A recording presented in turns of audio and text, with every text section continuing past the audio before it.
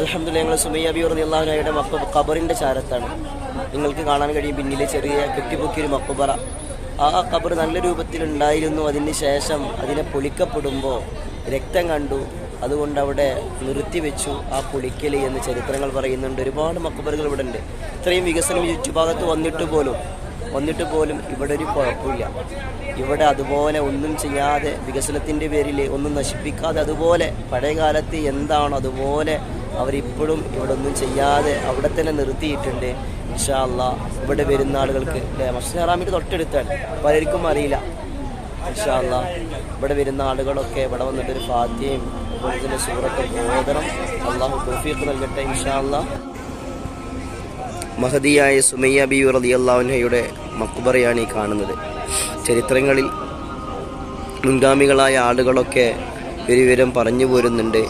ഇൻഷാ അല്ലാഹ് ഇവിടെ മാത്രമല്ല, ഒരുപാട് ഖബറുകൾ ഇവിടെ ഒക്കെ ഉണ്ട്. ഒരുപാട് ഖബറുകൾ, അതിൻ്റെ അടയാളങ്ങൾ,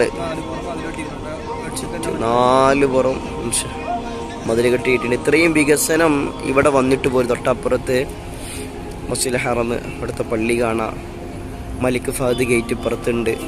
ഇത്രയും വികസനം പല സ്ഥലങ്ങളിൽ വന്നിട്ട് പോലും ഒന്നും ചെയ്യാതെ ഈ സ്ഥലം ഇതുപോലെ ഇവിടെ നിർത്തിയിട്ടുണ്ട്.